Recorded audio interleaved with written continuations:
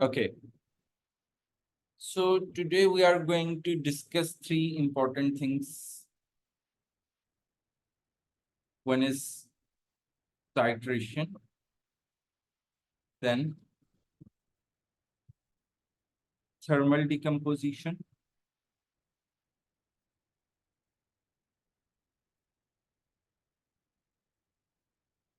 and I think my screen is not working properly. Let me share it again.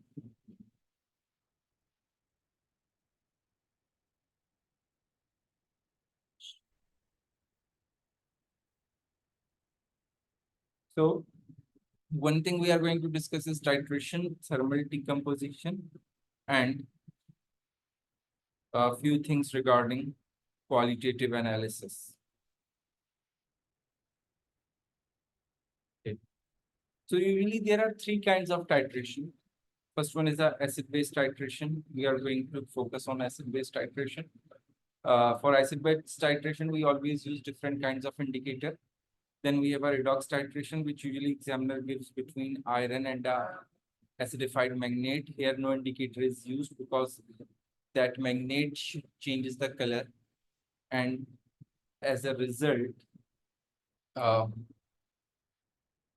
we will able to identify the endpoint without any indicator. And the last one is the iodometric titration. And in iodometric titration, there is a starch indicator is used. Okay, so usually I observe that you students have a problem in the mole calculation. So let's have a look. This is the acid-base titration. Okay, there are two important things. Most of the time, examiner asks you to perform the rough titration, and then you have to do the proper titration with the precisions. Okay. So do remember, when examiner asks you to perform the rough titration, remember, you know, do it roughly. Okay. When examiner asks you to do the rough titration, do it roughly. So how can you identify that your performance is rough? Because we do the rough titration basically to save the time. For example, let's think. Okay, I'll tell you how you will do it, and when if the titration is there in the exam, do it as I am telling you. Okay, so uh, in the burette, what is there? Fa3. Okay, so you will make three rows. One is for final burette reading, and then you will mention the unit like this. It is very important. Okay, if you don't mention the unit, you will not get the mark. Then initial burette reading,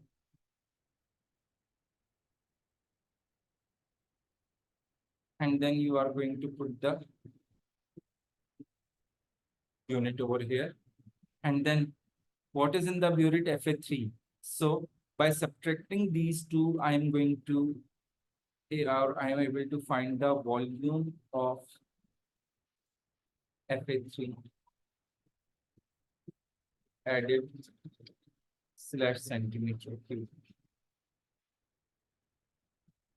Okay. Now, see, for example, if you start with the initial titrate volume of reading of 0.00, that is very important thing, that all the burette readings must be in two decimal places. Always remember this. If you don't do it in two decimal places, then you will not get the marks. For titration, always there are two decimal places. Am I clear about this? Okay. Now, for example, now what you are going to perform it roughly. Listen to the instructions very carefully. What you have chosen a, you know, uh, volume range of 5 centimeter cube.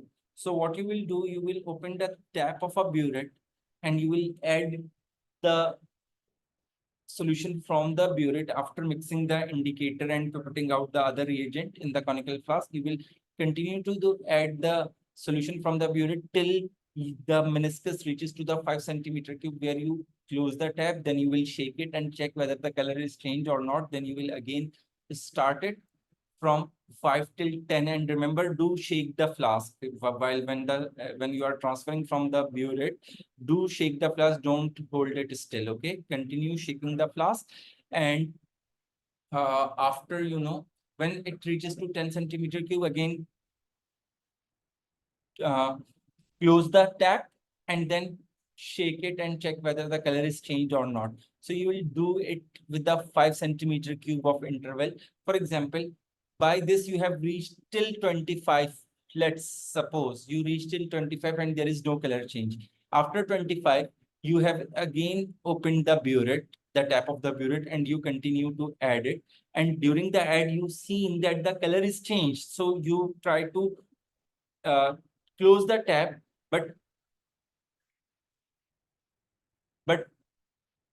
remember that when you try to closing the tab, you will close it. Till then, some extra amount must be added in the conical flask, and the color is actually the darker than the usual color which is at the end point. That's fine, because that is the rough titration and you have to do it roughly. So see, for example, in that way, you are going to get the reading of 28.70 centimeter cube for the final burette reading. Is this understandable to all of you? The simplest answer for your question of Hadi is, you remember that the rough titer is always greater than the precise titration which you are going to do it afterwards. Okay, so we got 28.7. Sorry, my screen is again stuck. Let me reshare it.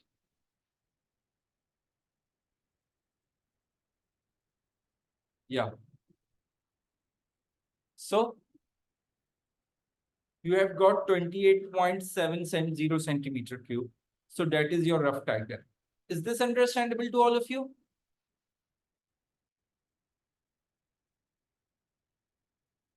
I don't know. There is a problem in network. My screen is again stucking and stucking again and again.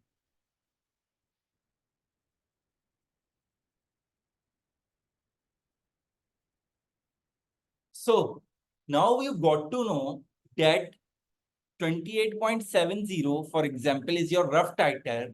And initially, before it, when you stopped the burette, it was 25 centimeter cube. So you know now that your endpoint, the actual or the precise endpoint, is between 25 to 28.70. Is this understandable to all of you?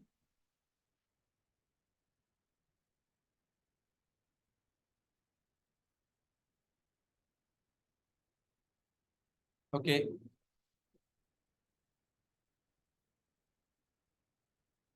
Now,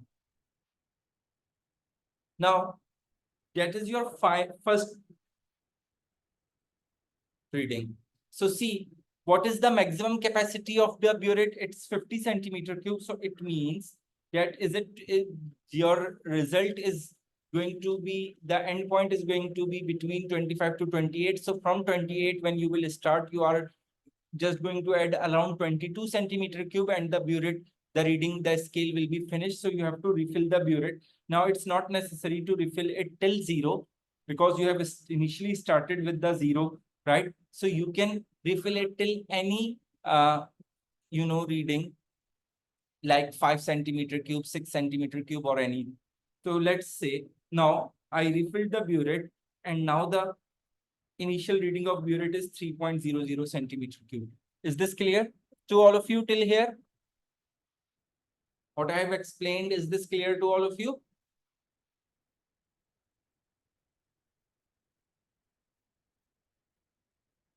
Okay. Now, yeah, you can fill the burette till 0 as well. That is not an issue. Okay. So now you know that your actual or the precise result is actually going to show in the range between 25 to 28.0, 28.70. Okay, so now what you will do when now you again, when you start adding the solution from the burette after pipetting out one of the reagent and then indicator, then you start adding the burette from the burette. You will continue to add it till 25 centimeter cube and continue to shake the flask while adding from the burette, so the mixing will be well. Okay. Then when you reaches to 28, now you have just a range of 3.70 centimeter cube. Now you add every drop very carefully and check. After every drop you close the tap and check it, and you need only one drop. When that drop is fall in the conical flask, you are going to get the color change. So that is your endpoint. So that is how you will find the precise reading. But see, first you did the rough titration to save your time. You got to know that in which range your endpoint will be coming. Now you have till the start of that range, you have added the solution from the burette till that point, and then you start adding very carefully only one drop each time and checking the color change, and the drop with which you get the color change, you will stop the burette and you will not.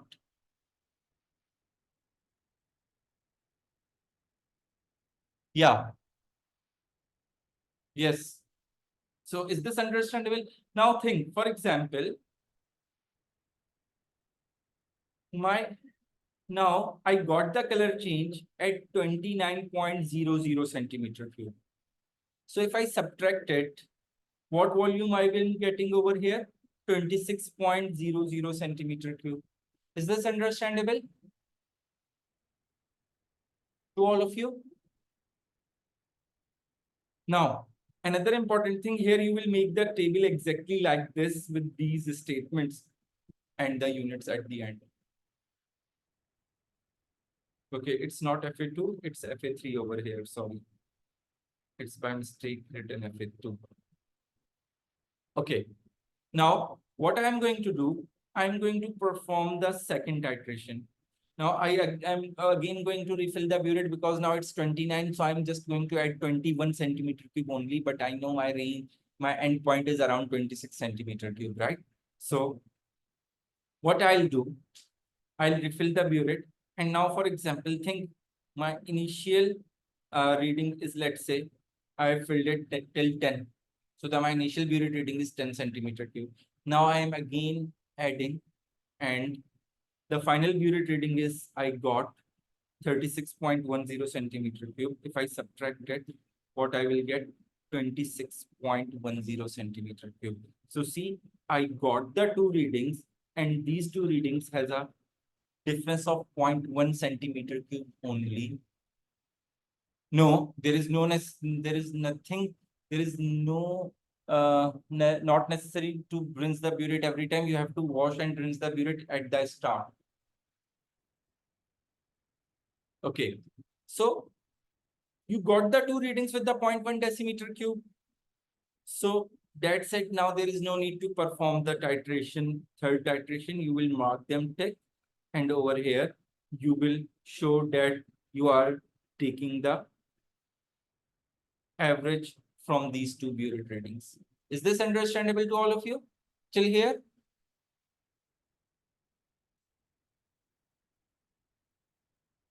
Yes, if any one of you has any confusion, please ask. Okay, now let's have a look at second case. If this is not the case. Yes, Jazlan, yes, that's right.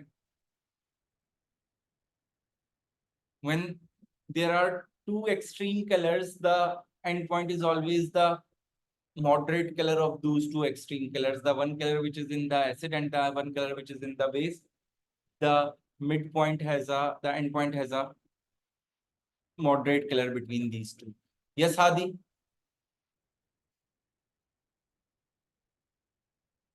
Remember, these 7 marks are for all these working. And remember, not a single student is going to score 7 marks. The maximum marks anyone can score would be 6. And remember, if your this reading is, you know, has a the more the greater difference of your reading with the examiner's reading, the more marks you lose over here. The more closer your reading, your these readings with the examiner reading, the more higher marks you will get. Okay, Hadi? Okay, now think of the second case. If, for example, over here, instead of 36.10, you got the result, you got 36.20. So when you subtract it, you will get 26.20, right? So see, the difference is of 0.2. So it means now you need to perform the third iteration as well. So see, I again filled it, refilled the burette till 5 centimeter cube. Now let's see, I'm getting the result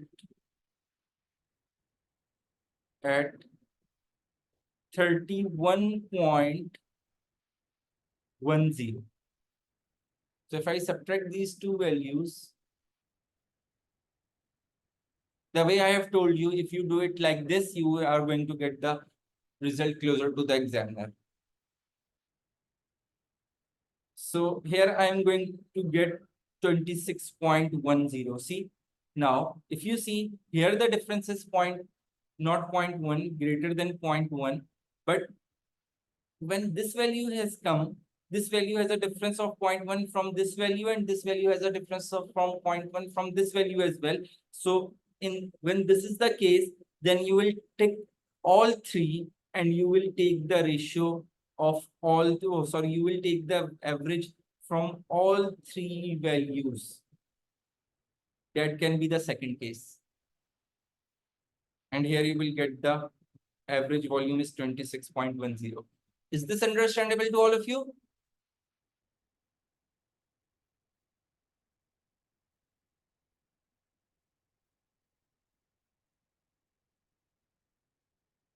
Okay. Yes. Anyone else has any confusion till here? Please ask. Okay. So now the third case over here when you are performing the titration.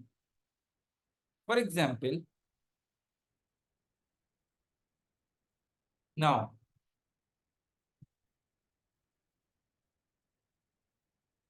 here you will get 30.90. Now if you subtract it, you will get 25.90, right? So in this case, these two has a difference of 0.1 and these two has not a difference of 0.1, and neither these two have a difference of 0.1. So you are going to tick mark these two and then you will take the average from these two values. And here the average would be 25.95. Is this understandable?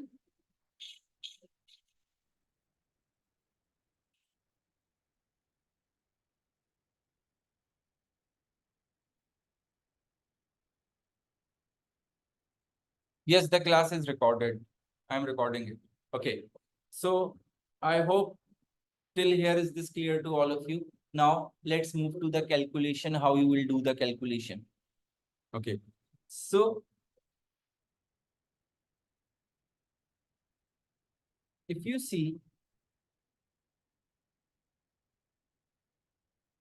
FF4 is in the pipette and this is FA3. Okay. So let me mark it over here. This is in the pipette and then in conical flask, right? And if you see FA4 is HCl and this is FA3, it's in burette and it's sodium hydroxide. Okay.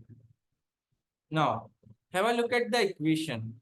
The ratio between these two is 1:1. So it means if there are 5 moles of HCl, 5 moles of NaOH would react with them only. If there are 8 moles of HCl, 8 moles of NaOH would react with them. Is this understandable?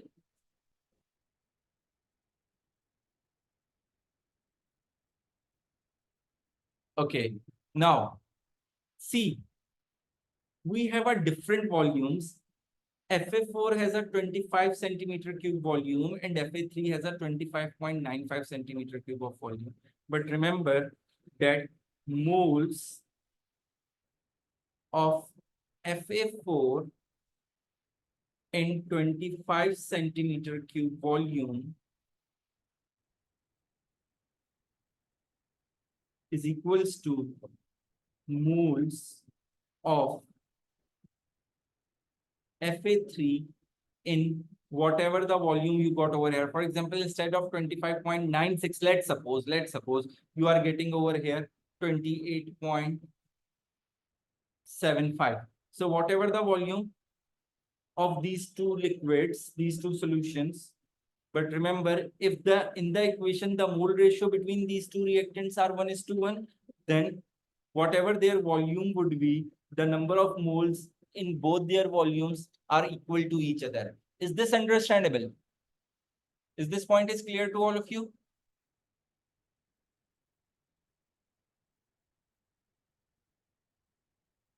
Yes, if any one of you has any confusion till here, please ask.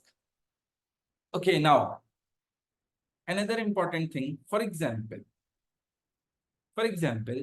if Fa4 is sulfuric acid and Fa3 is sodium hydroxide, when you will make the equation, it is going to be Na2SO4 plus H2O, right? So if you balance it, you have to put 2 over here and 2 over here. Now, if you see the mole ratio between these two, their ratio is 1:2, right? So in this case, see Fa4, whatever the ratio moles of Fa4, the Fa3 moles are double than this. So whatever the volumes of these has been used, whatever the moles of Fa4 would be, the moles of Fa3 would be twice of Fa4 moles because their ratio is 1:2.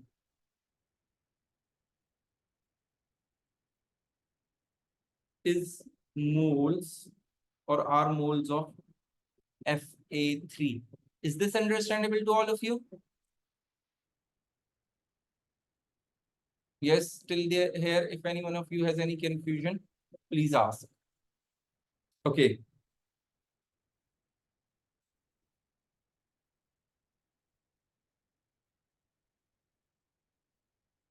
Now, what they are saying, calculate the number of moles of sodium hydroxide present in volume of Fa3 calculated in B. Can anyone take the calculator? See, we know the formula to find the moles of sodium hydroxide. To find the moles of sodium hydroxide, we will use the concentration times volume. So the concentration of sodium hydroxide is given over here. That is 0.140 times volume of sodium hydroxide. Let's say we are using this one, right? 28.75. And as the volume is in centimeter cube, we have to convert it in decimeter cube. So I have to divide it with 1000. Can anyone calculate and tell me the moles, please?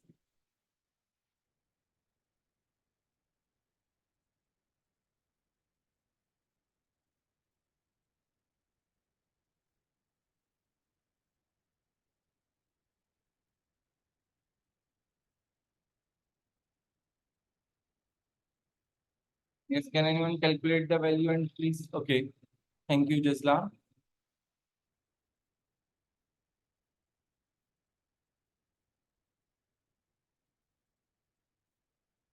Thank you, Mariam and Musfira. Yes, Hadi.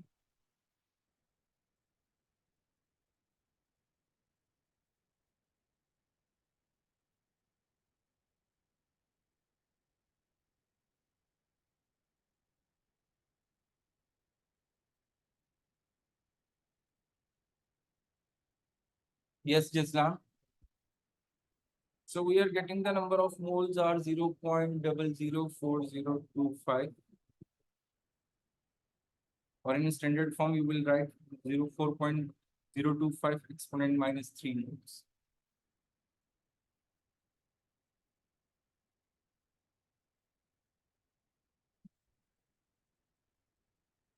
See, they are asking for the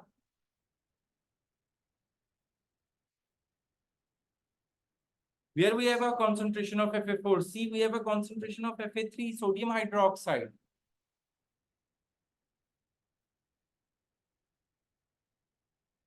Okay, we found the moles of Fa3.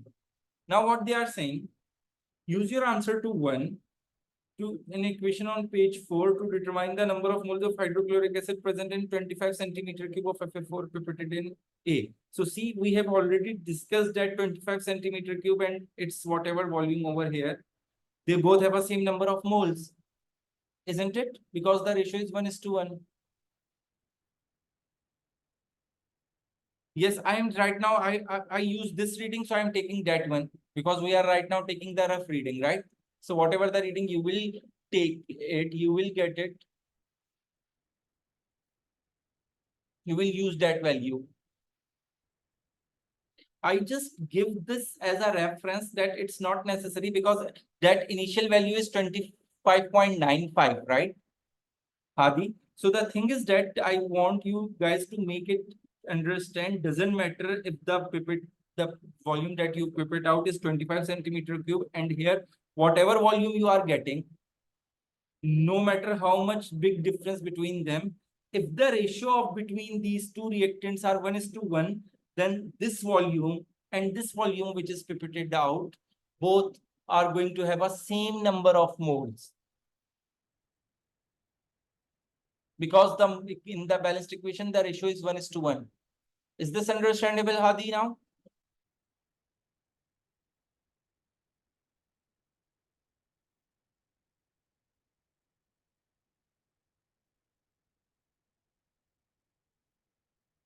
Okay, so we got the moles now, as they have been asking the moles in 25 centimeter cube of Fa4, and we got to know that their moles are going to be equal because the ratio is same. So number of moles of NaOH is basically equals to number of moles of HCl in 25 centimeter cube is equals to number of moles of NaOH in 28.75 centimeter cube, right? And which is 4.025 exponent minus 3. So I'm going to write over here is 4.025 exponent minus 3. Is this understandable to all of you?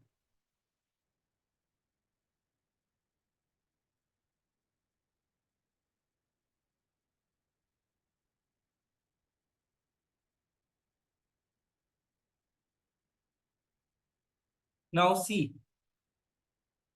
this is the continuity from other, but the thing is that from the other solution we got some acid, that all content of flask X into the 250 centimeter cube volumetric flask.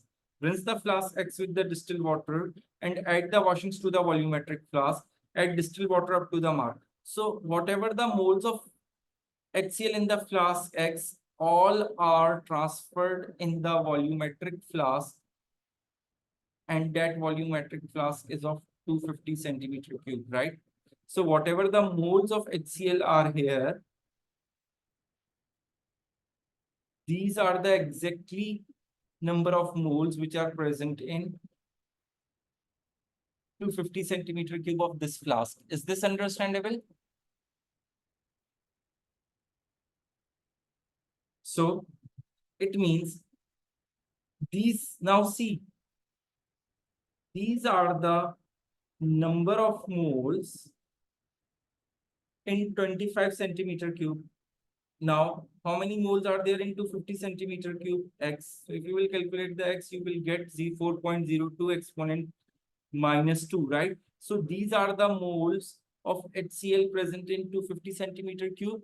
And actually, these are the number of moles of HCl which comes from X. Is this understandable to all of you?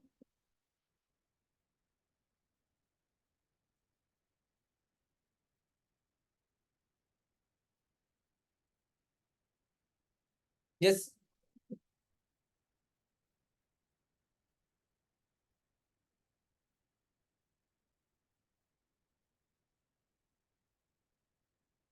How the moles are changed? Moles are not changed. Give me a minute, please.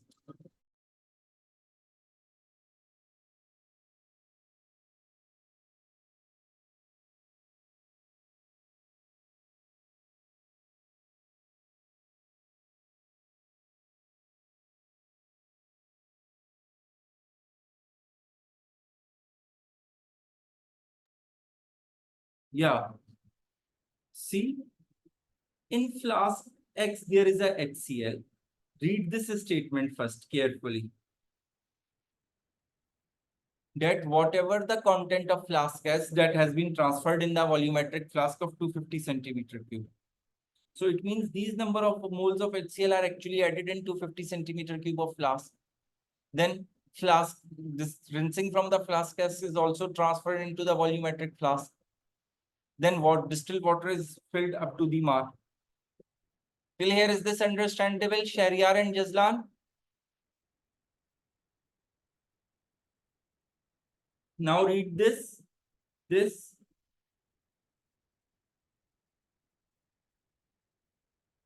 and this. Then after mixing and everything, what we did, we take 25 centimeter cube and they have labeled this solution as an FF4, right? From this, they have taken out 25 centimeter cube, right? And used in the titration. So in this 25 centimeter cube, what are the number of moles? These are the number of moles that we have calculated. See, that's what we make the ratio, that in 25 centimeter cube, these are the number of moles. So what are the number of moles in 250 centimeter cube? X. So in 250 centimeter cube, the number of moles of HCl would be 4.02 exponent minus 2. Now have a look. So it means these are the moles in this whole container. And from in this whole container, from where the number of moles of HCl would come, that come from flask X. So here we have calculated these moles. So these are the moles which are present in the flask X. Is this understandable?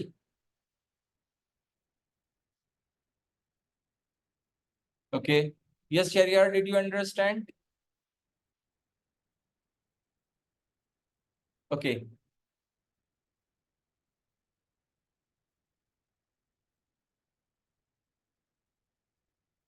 So actually we don't have that question number 1 which they are talking about.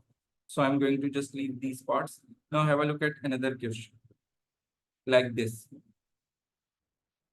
So for example, over here, we are getting, let's say, 26.30 centimeter cube. That is our rough title. Okay.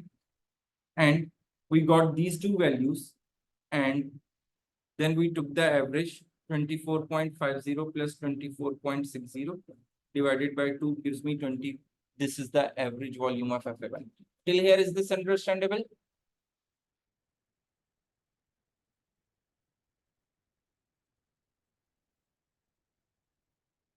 Okay, Hadi, you will can send me. Okay, there is a one more thing.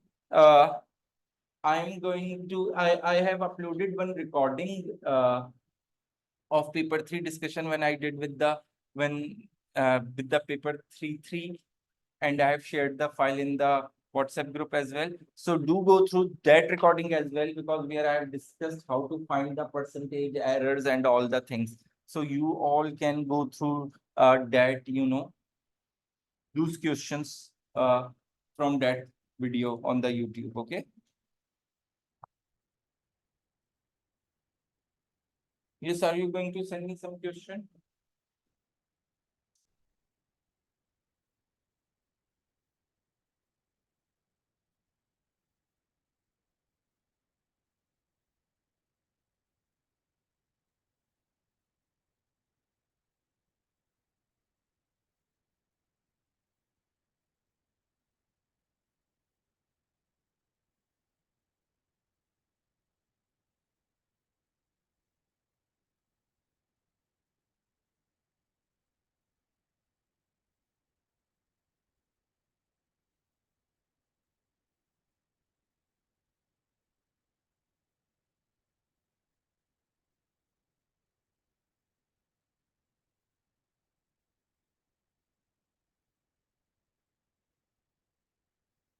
Okay.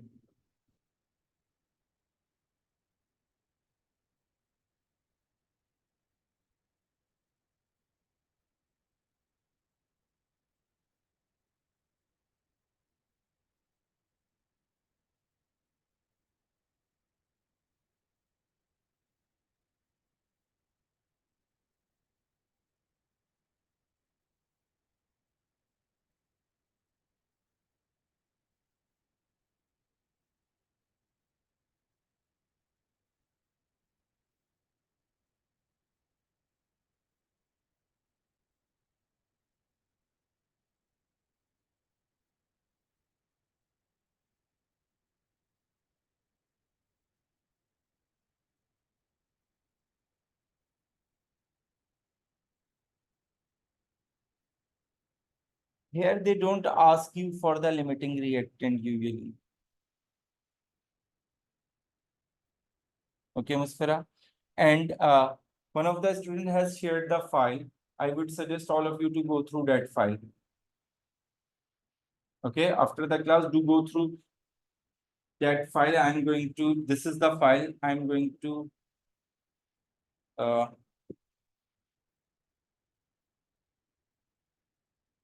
attempt one question from here.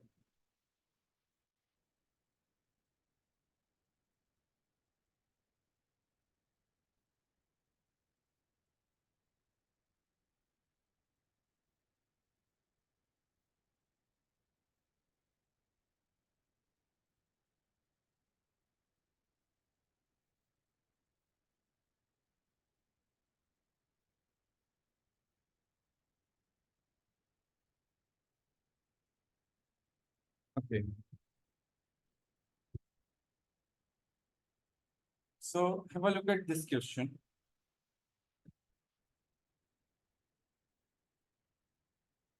Just give me 1 minute, please.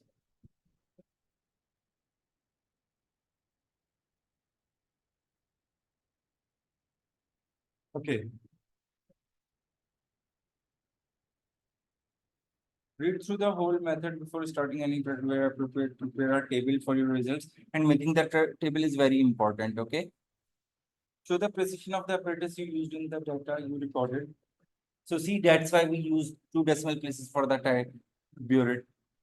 Show your working and appropriate significant figures in the final answer to each step of your calculation. Some metal carbonates occur in a basic form, which means that the metal hydroxide is also present in the formula of the one of the basic zinc carbonate is zinc carbonate zinc hydroxide dot XH2O, where X is an integer.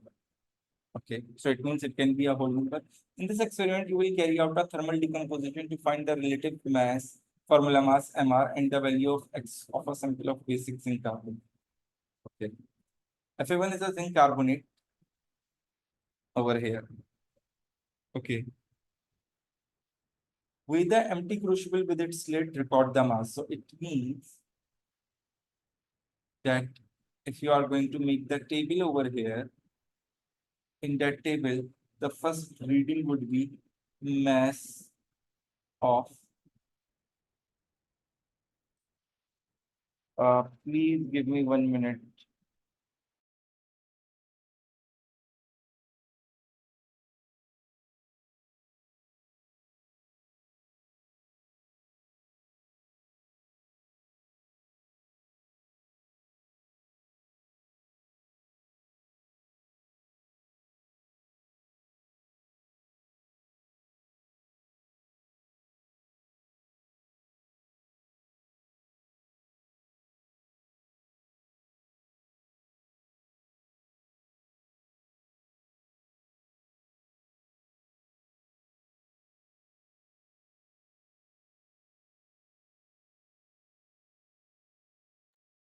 Okay, so mass of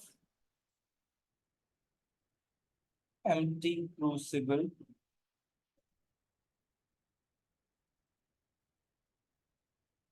with lid slash grams.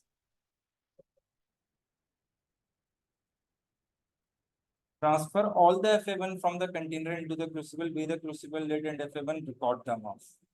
Place the crucible and contents on a pipe clear triangle, heat the crucible gently with lid for approximately 1 minute. Heat strongly with the lid off for further 4 minutes. Replace the lid and leave the crucible to cool for 5 minutes. Okay. When the crucible is cool, weigh the crucible with lids and contents. So see, with the FA1, we are heating it twice. We are measuring it twice. One before heating and one after heating, right? So over here, the next row would be mass of crucible with lid and FA1 before heating slash grams. Is this understandable? That's how you will make the table.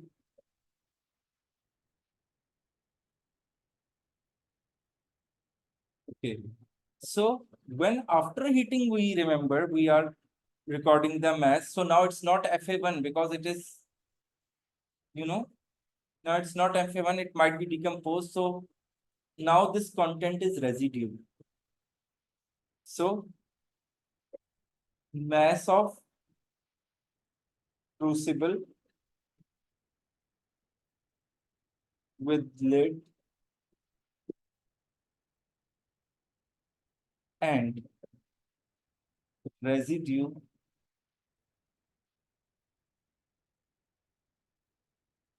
after heating slash gram. Okay. Place the crucible and content on the pipe clay triangle. Remove the lid. Heat the crucible strongly with for a further 2 minutes. Replace the lid and leave the crucible to cool for at least 5 minutes. When the crucible is cool, reweigh the crucible with its lid and content. Record the mass. So see, are asking you to record the mass again. So see, they are asked you to record the mass.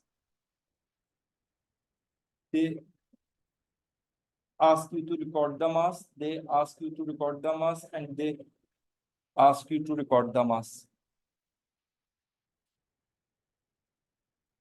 Okay, I will share it. So, mass of crucible with lid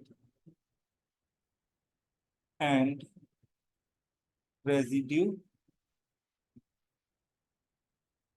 after reheating, because we heat it twice, right? In grams. Okay, do remember one more thing. Don't just do it like this. Make a proper table over here.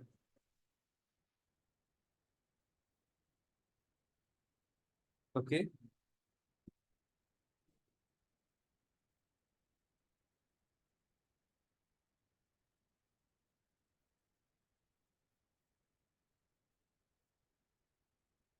Make a proper table over here like this. I'm not making it properly, by the way. Okay. So here you are going to record the mass.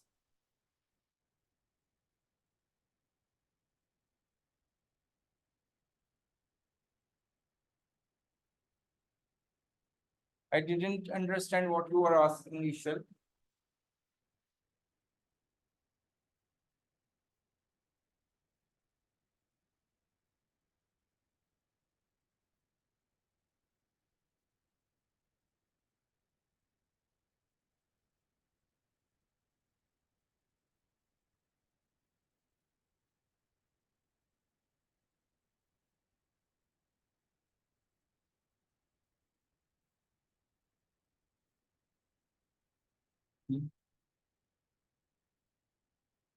Okay, 1 minute. We have to subtract the mass of crucible plus the crucible mass.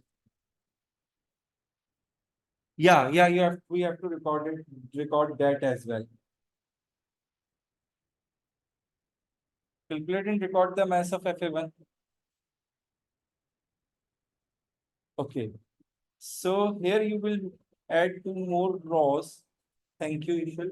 Mass of FA1 slash grams and mass of residue slash grams.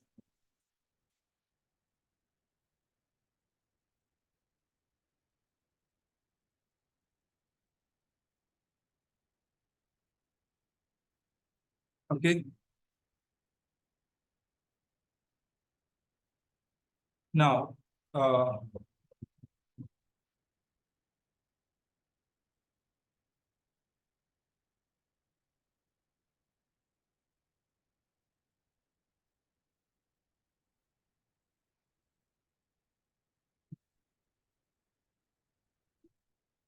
let me take some rough values over here. For example, it's 13.50 grams. Okay. And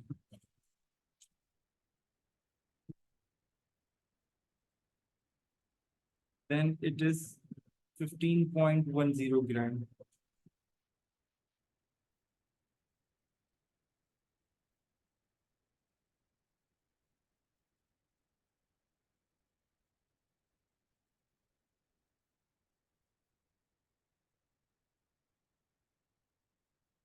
Okay.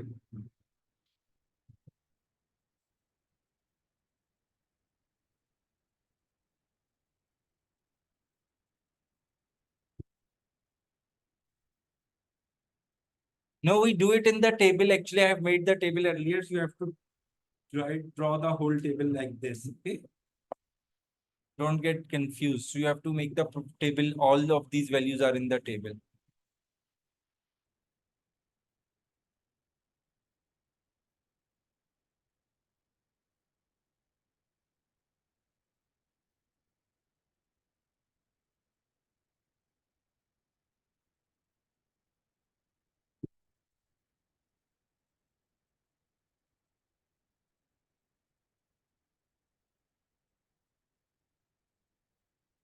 Okay.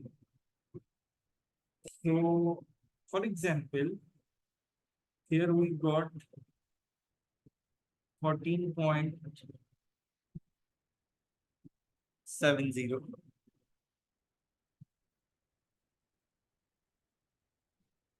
and here we got 14.30.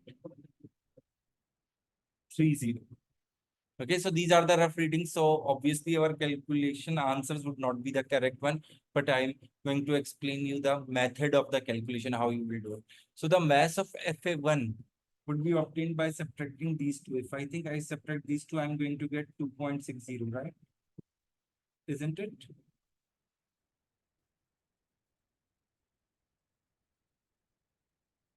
And if I subtract these two, then I will get the mass of residue. So is it,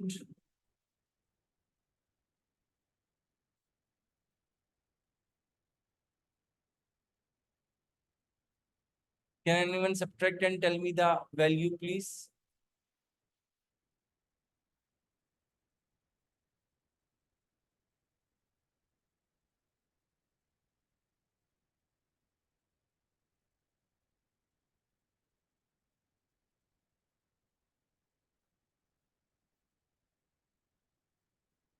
Okay, it's actually 12. If it's 12.50, then we get 2.60. Now subtract it.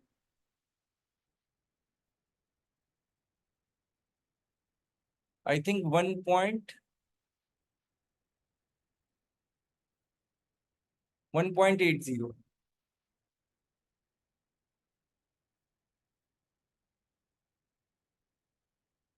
Isn't it?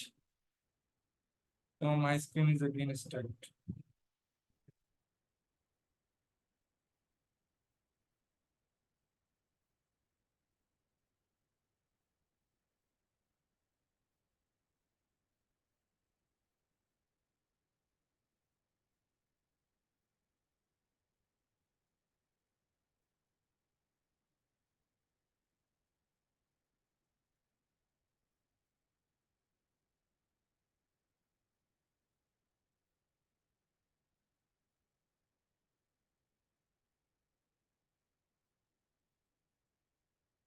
Just reheating is done if some of the water is still left. So that must be escaped. So that's why we do the reheating.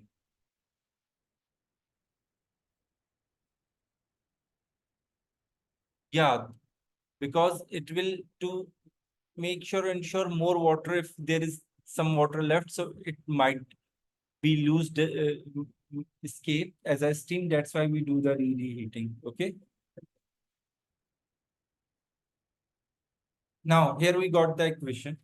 What they are saying, calculate the amount in moles of zinc oxide formed after heating. Okay. So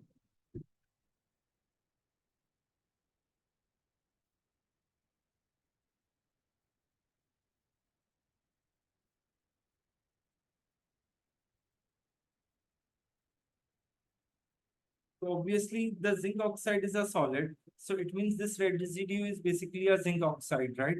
So the moles of zinc oxide is going to equals to its mass divided by AR. So in periodic table, can anyone tell me the value of zinc?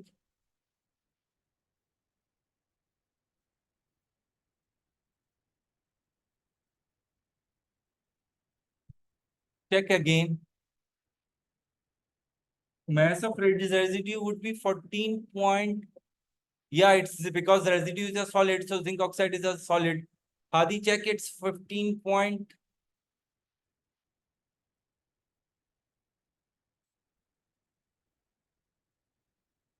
No, 15.1 minus 14.3 would give you the mass of water loss.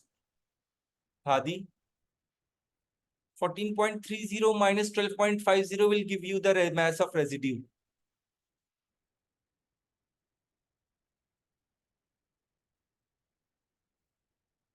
Okay.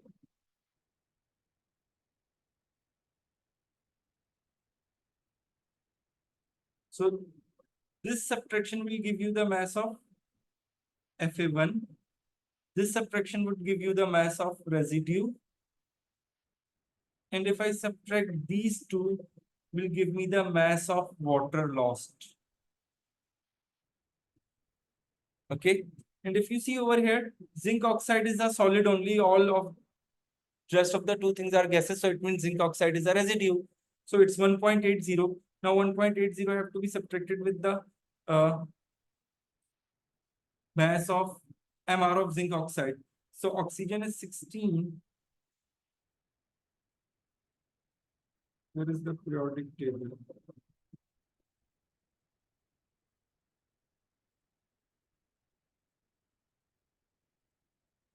It's 65.4. So 65.4 plus 16 gives you 81.4.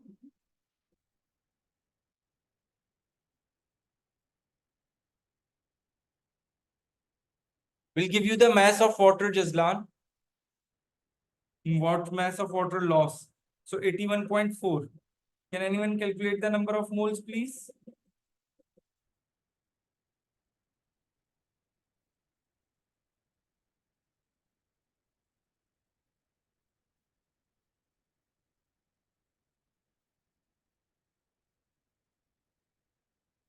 Yes, can anyone calculate the moles, please?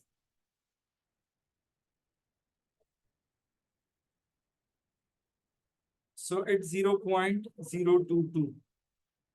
These are the moles. Okay. Now what they are saying, calculate the amount in moles of basic zinc carbonate in your sample of Fa1. So see zinc carbonate. How many moles of zinc carbonate are over here? It's a 1 mole, right? So if I make the ratio of zinc oxide with zinc carbonate, it's going to be 3:1. So if these are the moles of zinc oxide, then the moles of zinc carbonate is going to be X. So X is going to be 0.022 divided by 3. Can anyone tell me the answer, please?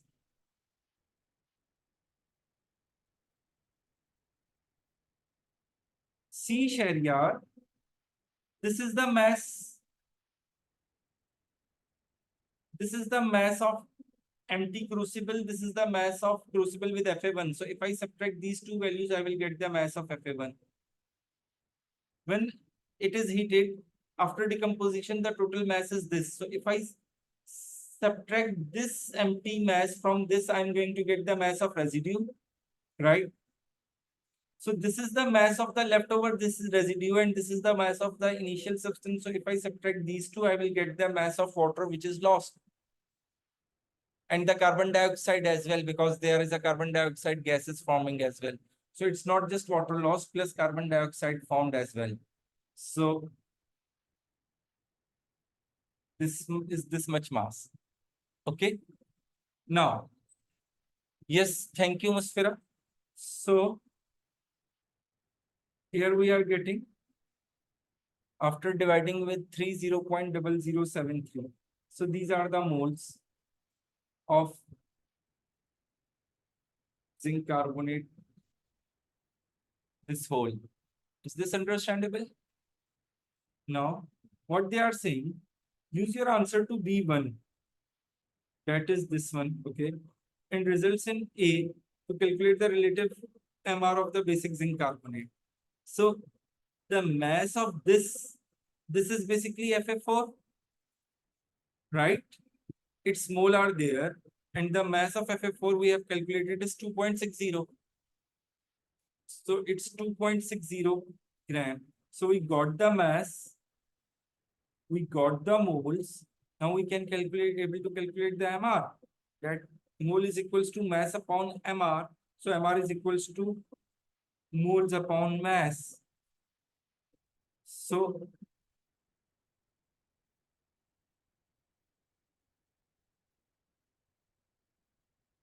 no, sorry. Mole is equals to mass upon MR. So MR is equals to mass upon mole.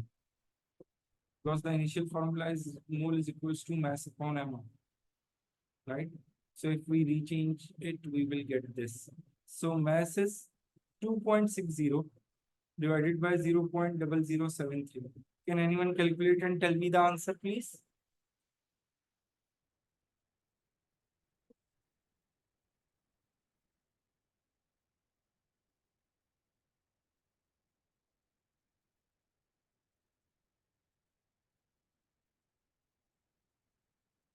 So it's 356.2, 356.1, 356.16. So yeah, 356.16 is going to be 356.2. Now, what they are saying, use the periodic table to calculate the relative formula mass of this thing, means without water. Here it's with water. So zinc is 65.4 plus carbonate is 60. Okay, let me do this. You will take that from the periodic table, zinc carbonate dot ZnOH twice. So zinc is 65.4 plus carbonate is 60 because 3 oxygen 48, 48 plus 12 is 60. Plus 2, zinc is 65.4 and 2 before means there are 2 oxygen which means 32 and 2 hydrogen which means 2. So can anyone calculate it and tell me the answer, please?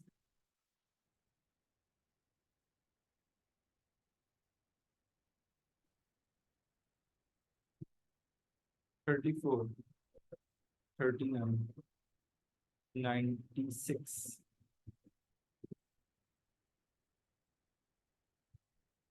39.4, 99.4, 99.4 times 2.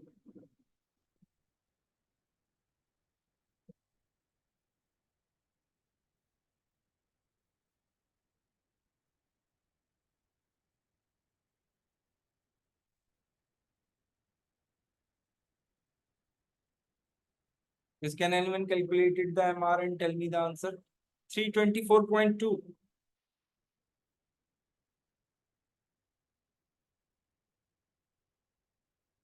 Are we exactly getting 324.2, Musfira, on adding all these?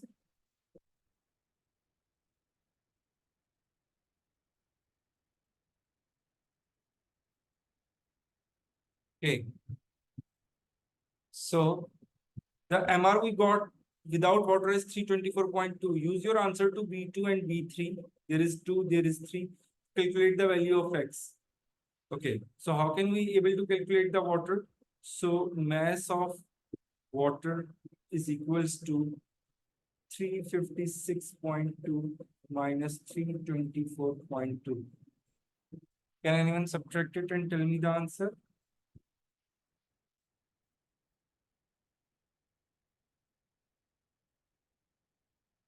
Because we are able to find the mass.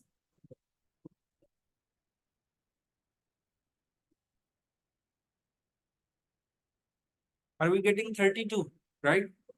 So 32 grams. So moles of water would be equals to mass upon MR. So mass is 32. And what is the MR of water? 16 plus 2, 18. So 32 divided by 18, what we are getting?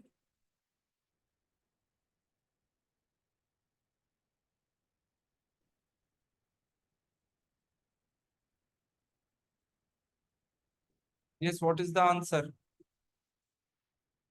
It's 1.778. So 1.778 is round off to 2. So the value of x is going to be 2. Is this understandable to all of you?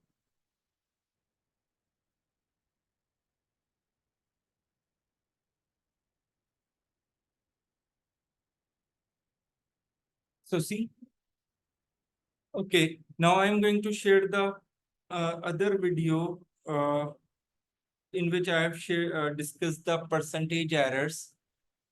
So you guys must go through that video as well. I'm going to just share the link of that video. Okay. To get the moles, Fatma, because it was the mass and XH2O. So X is over here is the mole in the formula.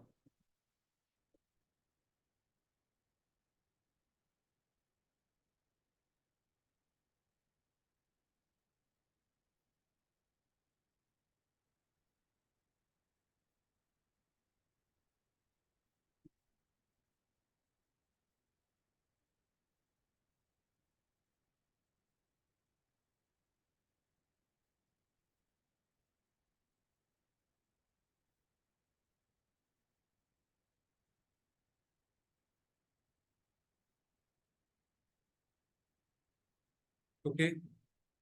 So I'm going to share that video. And if you guys have any query, you guys can WhatsApp me. Monoprotic means the acid which releases one hydrogen ion, and diprotic means the acid which releases two hydrogen ion. So like HCl and HNO3 are the monoprotic, and H2SO4 is the diprotic, and in the same way, phosphoric acid is the triprotic H3PO4.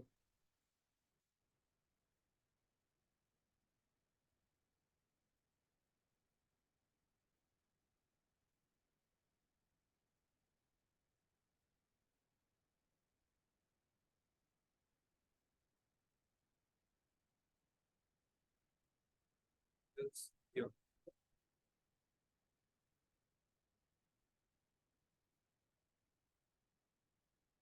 Here I have shared the previous recording where I have discussed the percentage errors and these kinds of the question. Yeah, if it's not in excess, then it can increases the rate for sure. It will affect the rate of reaction. Okay. Now two things, just give me a minute.